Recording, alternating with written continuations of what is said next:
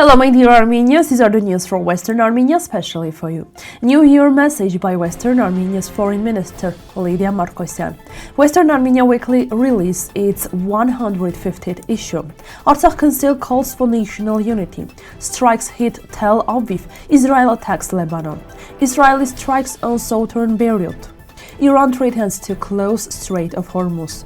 Lecture on Khaz nation by Professor Hayk Youtudjian. Armenian chocolate gains attention.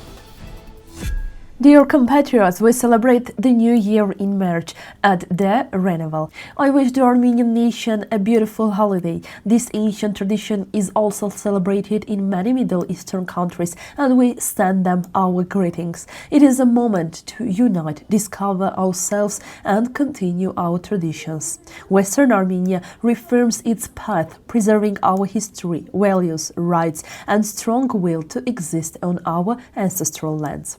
While some deny Armenian rights and question the genocide committed against Armenians, and others falsely claims Artsakh was always part of Azerbaijan, Western Armenia continues to present the whole nation.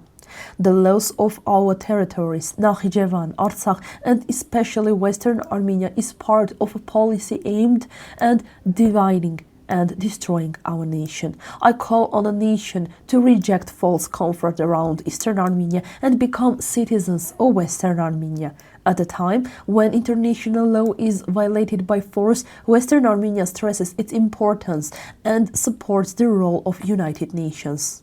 Western Armenia continues its national rebuilding in line with Armenian history and traditions.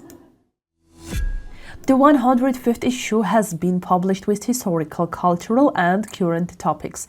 The cover shows Tisha B'Av, god of wind and rain in the Kingdom of One. Many places were named after him, including Tisha B'Ani, Karmir Belur, where his statue was found.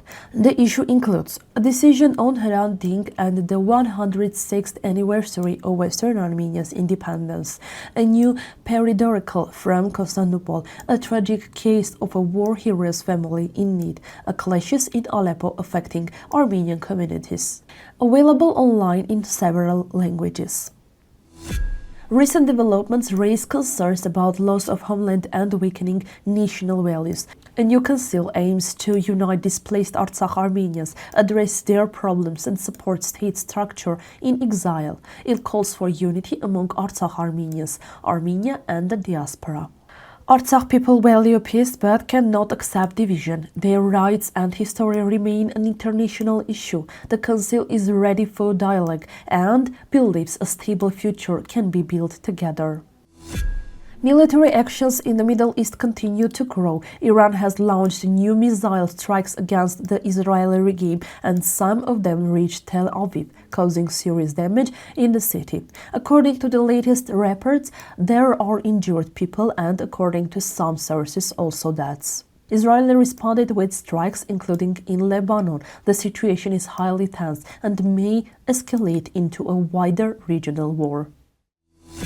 On Monday, at least 3 Israeli strikes hit the southern suburbs of Beirut, only hours after the Israeli regime's army told residents to leave the area. Live footage shows thick smoke rising from the southern parts of the city, which are considered key Hezbollah strongholds. These areas had not been hit since Friday night. Israeli strikes hit southern Beirut after warning to residents. Smoke was seen over Hezbollah-controlled areas. Strikes continue as tensions rise, increasing the risk of border conflict.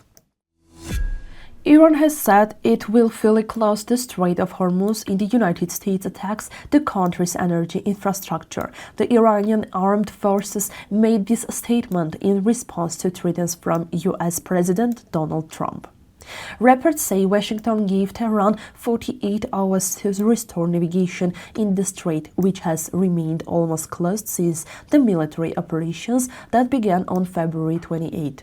The conflict started after U.S. and Israeli regime strikes on Iran and quickly spread across the Middle East. The strait, a key global energy route, is already mostly closed. Iran may block ships from hostile countries and target energy and military sites. The situation increases risk for global energy and security. On March 18, 2026, the 85th online session of Artsakh took place at 18:00 Beirut time. The lecture was given by Hayk, Youtudjian, conductor of musical ensembles at Charles University in Prague. The topic was Ancestors and Khazes. The session was hosted by Khaz from the Electronic Development of Artsakh.